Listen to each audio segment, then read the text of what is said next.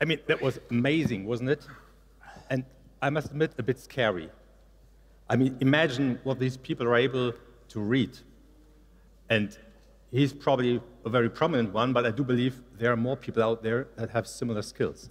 So I have the honor to welcome here really a very exclusive group of people.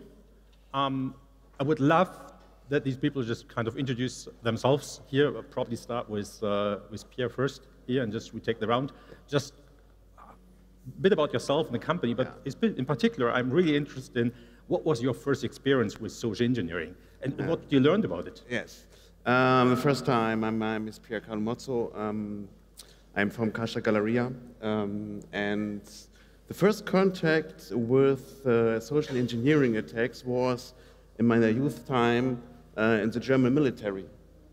And we have expected when we go outside in some bars, we don't talk each other people or my job. This is the first try of this. Right. Patrick, what about you? Yeah, my name is Patrick. I'm CEO and founder of aixpedIT, and as a security operations center provider, we experience human hacking attacks like every day. And what I find very fascinating is, I think we have some people here that do enhanced video reading, right? So if you could teach an AI the skills of him, I think we don't need any passwords anymore. Right, right. Rob. Yeah, hey, I'm Rob, CTO of Monarx, cybersecurity, anti-malware. And the very first for social engineering, right? That was what you were thinking? I think it's when I convinced my brothers and sisters to do anything I wanted when I was younger. That was the first time. Right. Fred. Yes, my name is Fred. As you see, I'm from the German Federal Criminal Police Office, Bundeskriminalamt. I am officer there for nearly 36 years now, and I spend most of my time in the divisions of organized crime and cybercrime. Yes, and my first connection with social engineering, I think a lot of crimes, of fraud crimes, already are social engineering. When one person manipulates another person and moves another person to do something, to pay money, for example. So that is also social engineering in very, very many cases. But when I started in the cybercrime unit 2008, then directly I was inside the subject because online banking started and all the mechanisms to cheat you, to create victims in online banking. So that was the big first wave I could remember. Thanks, Fred. Let's continue with you. We often read in the press a lot of groups, well-known, we read names. What do we really know about their motivation, about their goals? What is their intention? Well, there are different types of motivation. Of course, you have some kind of state-led groups that some kind of political motivated crimes commit. But in the most part of the cases, they want your best, the money. Yeah? So the motivation of the groups and organizations is to get money. And it started with normal online banking frauds. Later on, it started with the decryption of data of your personal computer at home, and you were asked to spend to pay money, ransom. And now we have a very high developed ransomware industry where companies are completely attacked, where the IT systems, the files completely are decrypted, and we have different types of extortion now, and this is in a very, very good organized matter. Patrick, may I ask you, you're observing this market since a long time. Have their goal changed now?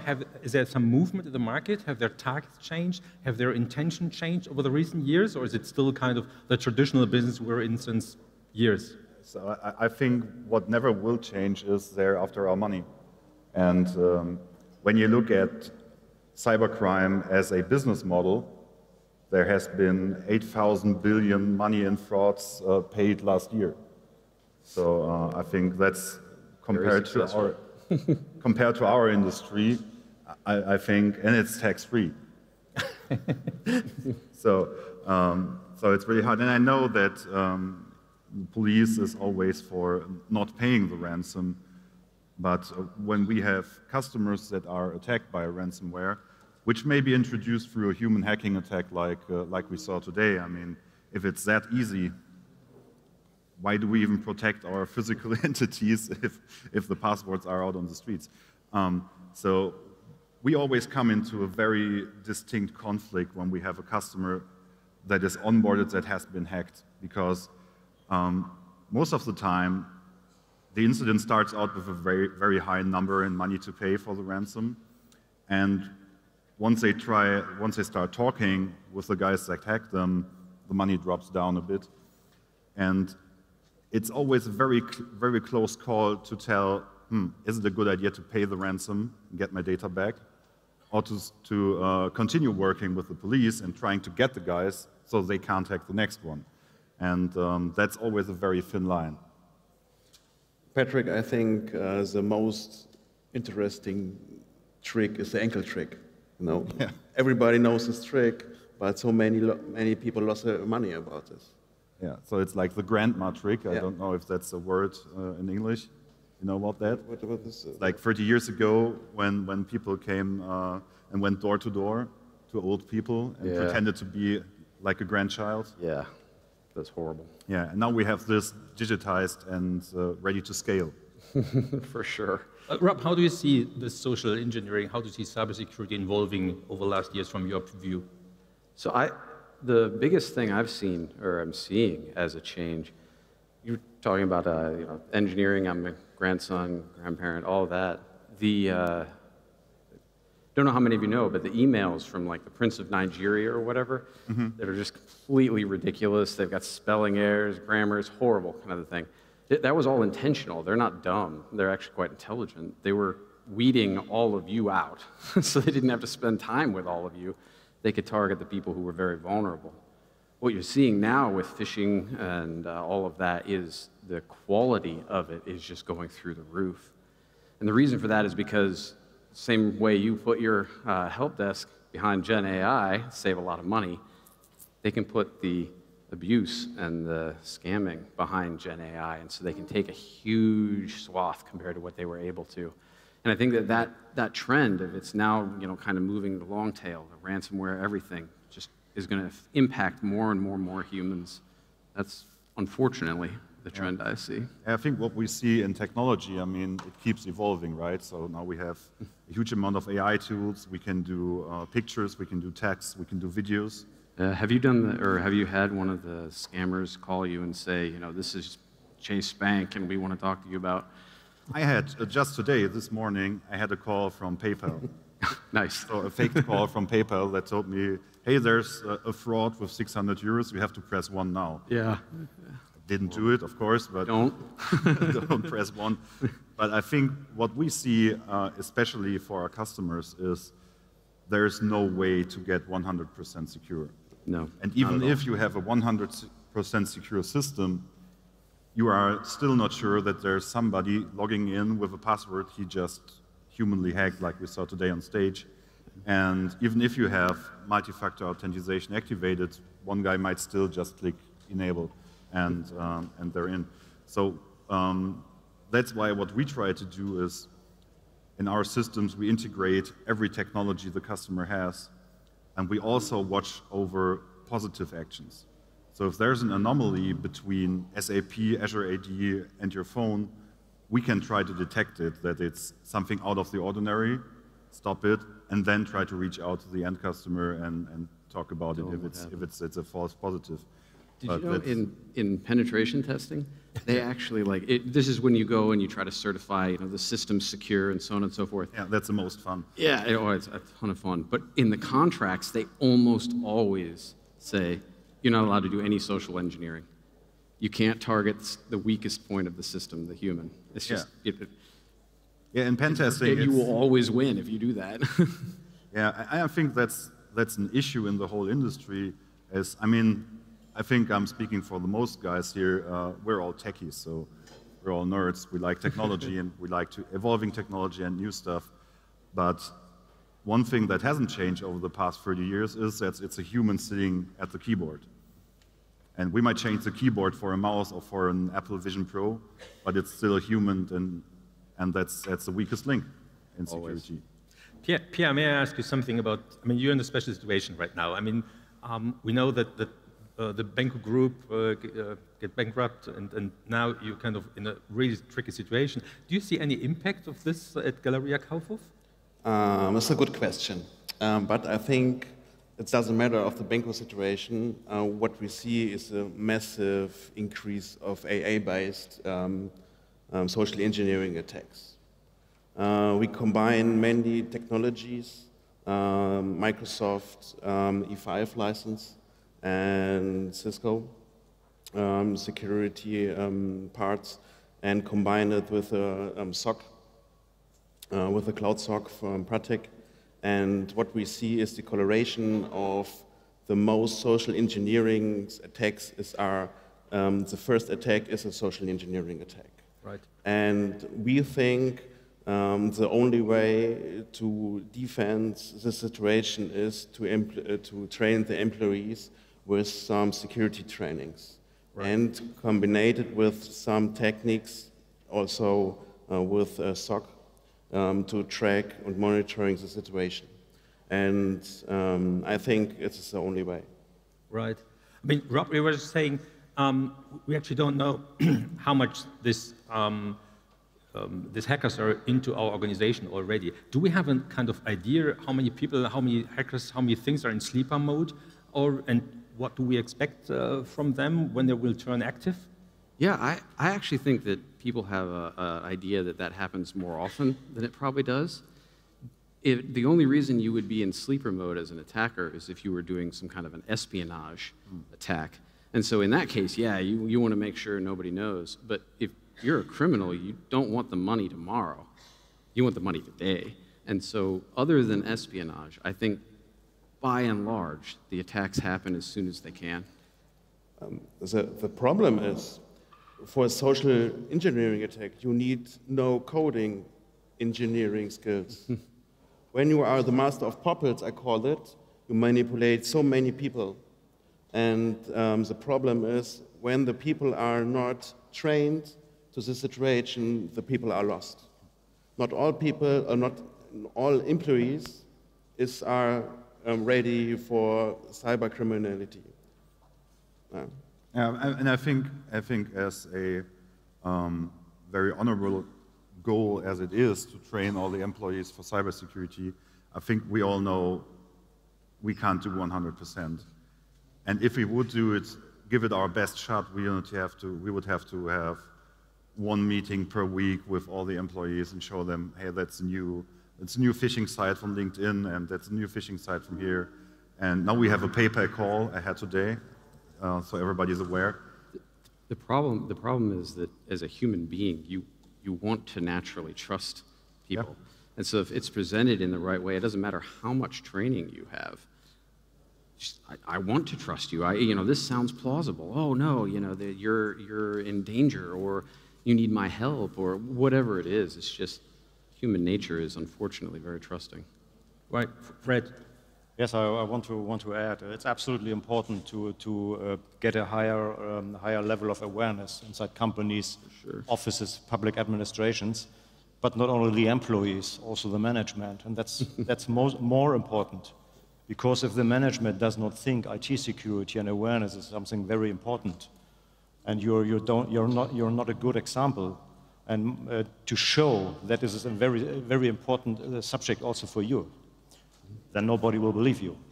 So it must be the management board must be a good example, and go one step in front of the others and show, hey, it's a very important aspect for us all. IT security is not only an add-on, nice to have.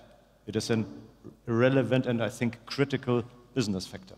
But it's a cost center. Of course. So it's very difficult to justify for a lot of these executives that have never felt any of the pain. That's the problem we have in the German police, and I think all police forces on the world. How do you measure the success of prevention? Exactly. Yeah? But one other example, a car, when you want to be a member of the traffic on the streets, you're only allowed to drive a car when it's technically checked, and if it's more or less safe, if the brakes are working, if the lights are working and everything is okay. And so I think we should we should bring a little bit more into our mind that also our IT systems, where we are connected with all over the world, all parts of the world, we have to invest. But of course, nobody can give you or should tell you you have to spend this sum of money in your company. So that's different. Of course, you have big companies, you have global player, you have small companies. But that the idea, IT security is very important. It's a case for the chief, for the management. That is still not in all companies included or in the mind. For sure not. No. Continuing the story, I mean, Patrick, I mean, we have official authorities, we have providers, we have software suppliers, we have customers. Now, in particular with these kind of law enforcement versus providers, how do you think they work together now, today, and what should be improved, changed? So what I really like in working with your colleagues is when there is an incident, it's always easy to reach guys from the BKA and to work in the cybercrime. That's really great. Kudos. When you get to the thin line I talked earlier about, to paying the ransom versus working with the police, because once you pay the ransom, guys are gone. There's no way to track back the Bitcoin blockchain or anything like that. So the only way for the police to get them is to keep negotiating, and sometimes the only way for the customer to actually exist tomorrow is to pay the ransom. Yeah. Because when your whole production is like halted, it's a really thin line. What I would love to have, at least for the German market, is some sort of certification that is like the bare minimum of cybersecurity that every company has to have. We have something similar with the GDPR stuff we have in Europe, but it's not enough in the cybersecurity space. And I think that would be a great thing to have a security baseline to go out. I love the idea, but I'm concerned, would that meaningfully impact, because most of the ransomware is not coming because of, you know, our firewall wasn't up to date, or, you know, something like that. Most of the ransomware attacks start with people, social engineering. And exactly. People. So let's include security awareness, and let's try to. So that's kind of what you're thinking is the bare minimum would be the education level that everyone would have. I like it. The bare minimum would be for everybody not to click red links. Indeed. I would like to add something to the question: paying ransom or no paying ransom. I have understood your opinion or the opinion of your customers, and I can understand it. If your system is down and you cannot earn money, then you have a big problem at that moment. But if you pay ransom, there's no guarantee that you get your data back. Exactly. There were a few examples where that was successful. We know a lot of examples where the companies paid and nothing happened. So, and then another mind. If you pay, what do? You give the criminal organization more power to attack in the future with better attacks. And you show that you are willing to pay. So, and who guarantees you that the criminals haven't put any backdoor in your system? So if you pay once, maybe you get your data back. Who gives you the guarantee that maybe 1 month or 2 months later, the second attack will arrive? Nobody will guarantee that. And that are the reasons why we as a police say, no, don't pay ransom. And we have a few examples where we have an international coordination with our colleagues from the United States. We have excellent cooperation with the FBI, with our Dutch colleagues, with the colleagues from UK, Netherlands. And we work together. We do investigation cases together. And for example, in Germany, we have concentrated the investigation against a specific ransomware group in one Bundeskriminalamt or one Landeskriminalamt. So we don't have the fact, if you have 100 attacks, that 100 different police stations start to investigate. We have stopped that because it's a waste of resources. We say, well, this Lockbit, for example, the investigation was led by colleagues from the Landeskriminalamt in Schleswig-Holstein, the northern German country. So, and Lockbit was mostly destroyed.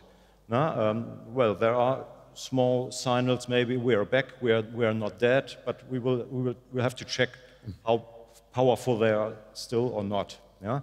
We destroyed Emotet a few years ago. So in one case, we seized 90 million of euros in Bitcoin. So there are There are successful stories. Absolutely. And when anybody gets into your house, a burglar, what's the first thing you do? You call the police. Not only to get a receipt to bring it to your insurance, to get the money back. No, because you hope that the police can find some evidence, fingerprints or DNA, and of course, not the next or 2 days later they will arrest a criminal. But sometimes when they put cases together, they collect the evidence. Then after a few months, they have an identified criminal, a suspect, and he gets arrested. And that's the same system here. If we don't get the knowledge of cases, we cannot try to seize evidence, and then, okay, we stop at the beginning. I'm kind of curious. You talk about seizing as evidence. It's pretty obvious to most of us if somebody breaks into our house, what do you not touch? Mm-hmm. Everything they touched. Great, it's perfect. Somebody conducts a ransomware attack on my organization. I want to call the police. I want to get all the evidence. I want to do that. But I have no idea what should I keep, what should I not touch, how can I not contaminate? That's the reason why we try to convince the people. If you call an IT security agency to bring my system back, call the police. We don't come with an armada of police cars with blue light to your house. We know that this is something you don't like, this public awareness. No, we come secret, silent, with our IT experts. We go together with you, for example, into a company, and let's evaluate the situation in common. What login files do you need? What do we need? First the login to us, then you can start to repair the system, to play the backups inside.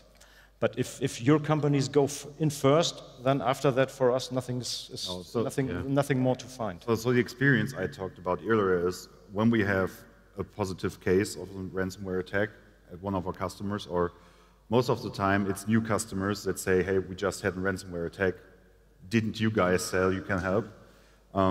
We always work together with the police. So I have a number in Hamburg I can call, the Cybercrime division, and they have very good IT experts, and it's always a pleasure to work with them. But the moment that the customer is just going to be bankrupt if he doesn't get his data back, I think that shortens the time of investigation for the police, because they can continue the investigation, but the company is just done and not existing anymore. And that is a very hard decision to take on what to do. And I think that's one more point to going into prevention and to trying to get the number of cyber attacks down by doing a good job in talking to your end users, have good prevention system, have good cybersecurity, and have a very good awareness about what's happening out in the world and how easy it is to obtain access. Yeah. Fred, let me just continue one of your answers. Here, there are many providers here in this room here, and some of them are running really critical infrastructure. How would you say you can support us, can help us make the systems more safe? Yeah. Thank you for this question, but you mentioned I'm from the BKA, I'm from the Criminal Police Office. It's not our task to bring the IT systems on the better level of quality. Yeah? That's in Germany in the area of responsibility of the Federal Office of Information Security, the Bundesamt für Sicherheit in der Informationstechnik, BSI, and they have a lot of recommendations, manuals, flyers to give a lot of information also for smaller companies to bring the IT systems on the minimum protected level. And our task is of course to bring prevention messages to the people, yeah?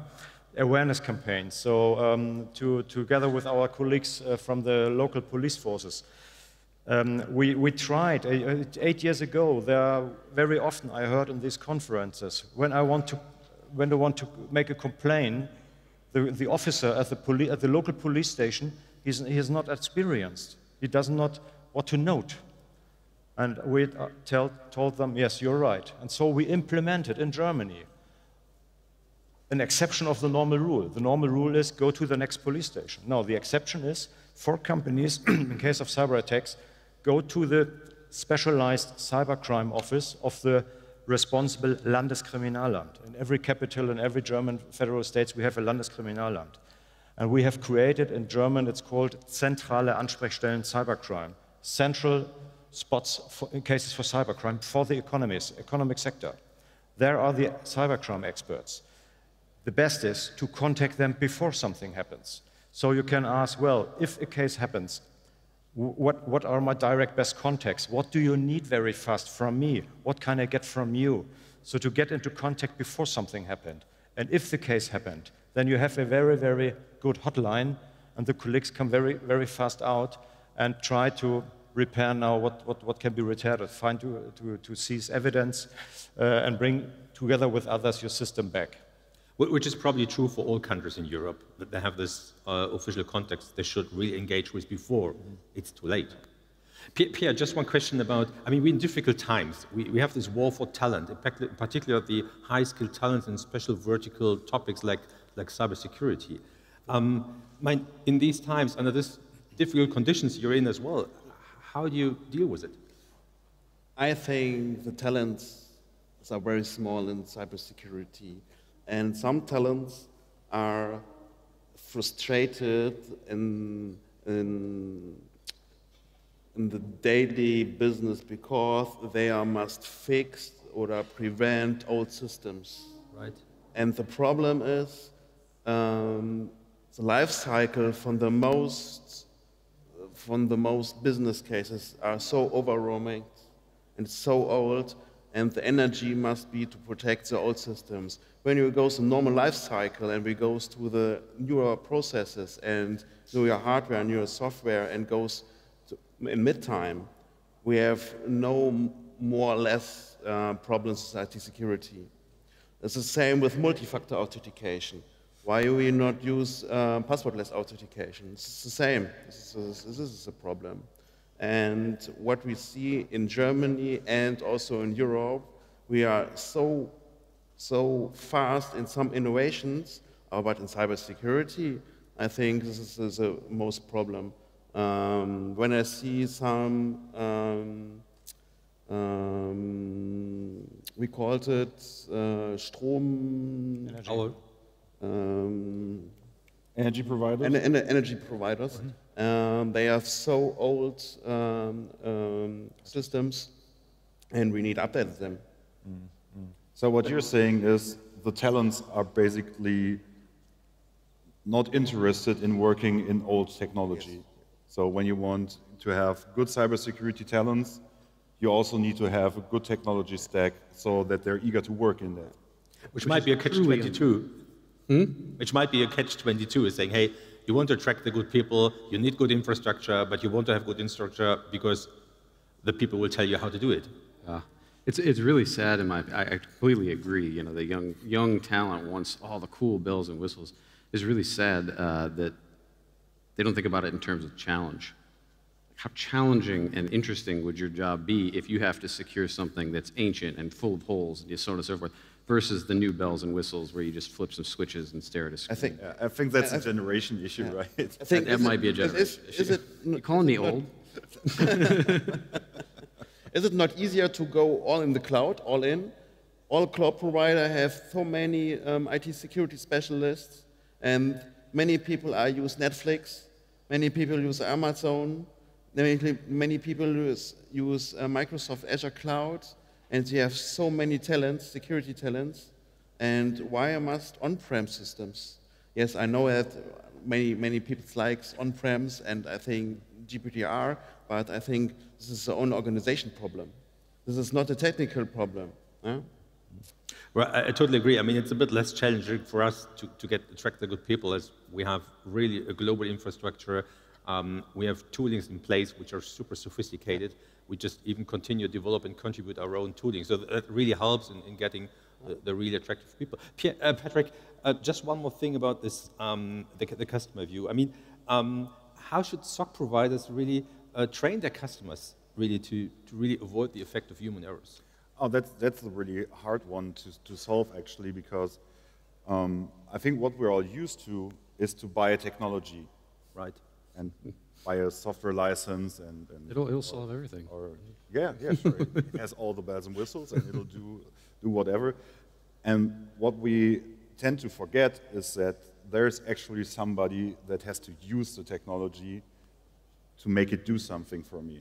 So, and what I try to do at my company is we don't sell software, we sell service.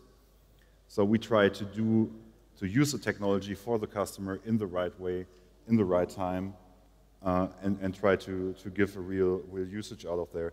And let me come back to the end users. That should be part of the service. So if you try to sell your customer end user training, I think that's a really tough one. Yeah. Because why should he do it? Then you can go through the whole cybersecurity stuff again, but he's never going to do it. So you have to include it into your service, and it's just a mandatory thing. It's interesting. We take almost the exact opposite. Same challenge, same problem. We've tried to make it so that we don't need to train anybody, that it's impossible, essentially, to get wrong. You know, you run it and you never think about it again, kind of a thing.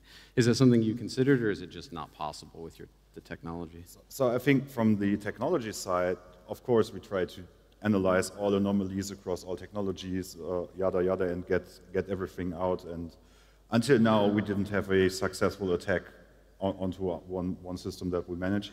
But still, you have to train the end users on all the other stuff they do, because it's not only the company data that you need to protect. It may be their LinkedIn profile, where there is some information that might be interesting for espionage or a hacking attack. That'll then be impossible to detect. So they have like a personal phone. They have their GMX or WebDE or Yahoo Mail. They may have forwarded something there some time before. So, and that's what we try to include into our service when we train the end users, that there's no backdoor from a private entity into the company data. That's basically the only reason to do it. Makes sense. Right. So, gentlemen, I mean, time is passing by. We have a couple of minutes left. May I ask you just to give me kind of the 3 top do's, don'ts here for the audience as well, as a takeaway. Hey, what should they do? What should they do? What they should not do? Can you just kind of start with Fred, actually? What do you think is the top 3 things, do's and don'ts?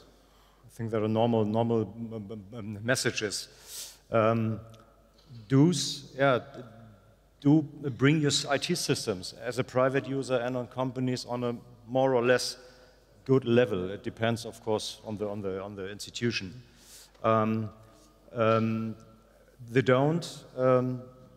don't click on any messages where you have links inside. It's so easy, but everybody of us can come in a situation where you're exhausted, you had a hard day, you just want to check emails, and boop, oh yeah, DHL, your box, your message is lost. So, and then you click, and then you're lost. As a company, don't even think that you won't become a victim. Cybercrime concerns everybody and all of us on the world. So don't think IT security is just an unimportant add-on. It's not, it's relevant. And another don't pay ransom. That's my recommendation. I explained why. And another do, especially for companies, if you became a victim, yes, trust the police. Especially in Germany, we have a good developed community, in other countries also. Trust the police, call the police. And not only then we can catch the criminals. Thank you. Yeah, very nice. Mine's going to be a little bit, rather than towards companies, I'm thinking more towards individuals. Although certainly if you're working at a company, you might consider these. Use a password manager. The password that you made up, that you think is so clever, is trivial. I can pop it in seconds on my GPU. I promise you, whatever you think it is, it's not clever. Use a password manager. Update your stuff. Whether you're a company, whether you're an individual, whatever it is, it's a pain. It is so incredibly frustrating, sometimes expensive, but the reason that there's updates, yeah, certainly there's some bug fixes and so on and so forth, but one of the main reasons there's updates is because somebody like me figured out how to use that to do really bad things. And so I think if you do those, got one more for you. Don't trust. When you're reading email, you are actively under attack, whether it's ads, whether it's phishing, whatever it is. Don't trust anything that you are getting from the outside like that. It's just dangerous. Except the police. Except the police. Well, the police don't generally contact you. If it's a real one. Yeah, exactly. If it's not. So let's do phishing from police. This is brilliant. Sorry. Okay. So I think Yeah, Rob had some very, very great points. Using password manager is always a very, very good recommendation. Or try to use services passwordless would be like the next level. I would like to keep it simple. Just don't think that cybersecurity is something that can be done.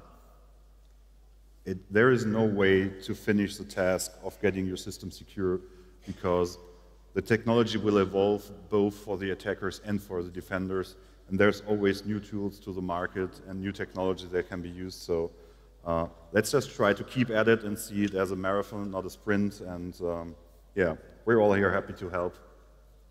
Thank you. Yeah. Don't trust verify is my first step.